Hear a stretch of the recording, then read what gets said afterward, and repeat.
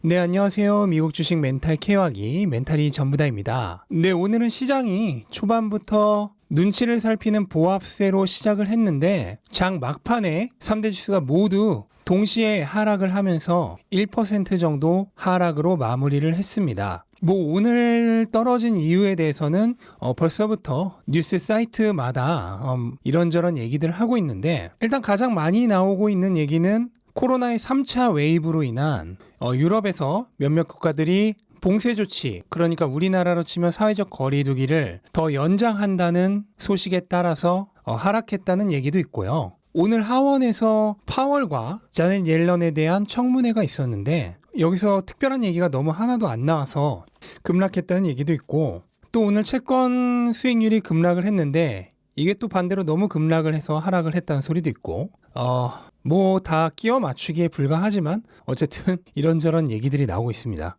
일단은 코로나는 유럽 측에서 유행하고 있는 신종 코로나의 확산으로 인해서 확연하게 환자 수가 다시 늘고 있습니다. 반면 미국의 경우에는 거의 변화가 없는 상황이고요. 미국 같은 경우에는 지금 5월 정도면은 이미 자발적으로 백신을 맞고자 하는 미국인들은 대부분 맞을 수 있는 상황이기 때문에 사실 코로나가 큰 영향을 줄 것 같지는 않지만, 어쨌든 유럽 쪽이 타격을 입는다면 미국에도 타격이 전혀 없을 거라 얘기할 수는 없겠죠. 덕분에 오늘 카니발이나 아메리카 에어라인 같은 일명 코로나 피해주들이 또 한 번 크게 하락을 했고요.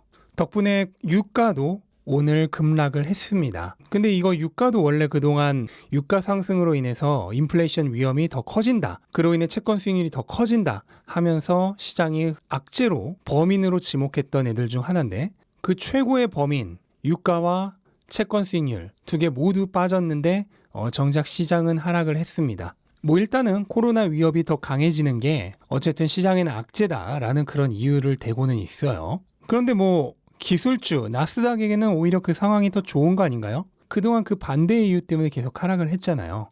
오늘은 시장이 미처 준비가 안 돼서 다 같이 하락을 했을지 모르지만 내일부터는 오히려 나스닥이 분위기가 좋을지도 모르겠네요. 또 일각에서는 하원에서의 파월과 옐런의 청문회가 너무 아무것도 없었고 파월이 결국 했던 말 똑같이 했다, 미국 경제가 훨씬 개선되었지만 회복은 아직 완전하지 않고 이로 인해 경제에 필요한 지원을 제공할 것이라는 거의 앵무새에 가까운 똑같은 말을 했기 때문에 특별한 소재가 없어서 하락을 했다는 얘기도 있습니다. 자, 대체 범인은 누굴까요? 코비드의 3차 웨이브 때문에 청문회가 너무 아무것도 없어서 채권과 유가가 반대로 너무 급락해서 저는 그냥 자유낙하했다는 표현을 하고 싶습니다. 오늘은 원래 떨어지는 날이었는데 청문회마저 별일 없이 끝나니까 그냥 자유낙하를 했다. 그 이유 외에 다른 이유를 찾기가 힘듭니다. 원래 이런 날은 그냥 시장을 굳이 보지도 않는 날입니다. 이런 날까지 우리가 시장을 들여다보면서 이유를 찾아야만 할까요? 시장을 매일매일 들여다본다면 그 투자자는 투자를 실패할 확률이 굉장히 높습니다. 시장을 까먹고 자기 할 일을 열심히 하는 투자자가 투자도 성공할 확률이 높아요. 시장은 정말 아무 이유 없이 오르는 날도 있고 아무 이유 없이 떨어지는 날도 있습니다. 저처럼 방송을 해야 하는 사람 외에 평범한 투자자가 시장을 매일 들여다본다면 투자에 실패할 확률이 점점 높아집니다. 볼수록 실패할 확률이 높아지는데 그걸 왜 자꾸 스스로 실패 확률을 높이나요? 그럼에도 불구하고 굳이 개별주를 조금만 보자면 우선 빅테크는 그냥 완전 혼조세였습니다. 일부는 1% 미만으로 살짝 올랐고 일부는 1% 미만으로 살짝 하락했습니다. 전반적인 분위기는 초반에는 그래도 조금 버티다가 후반에 다 시장과 함께 밀려 내려간 분위기입니다. 그거 외에 다른 어떤 특별한 얘기도 할 게 없고요.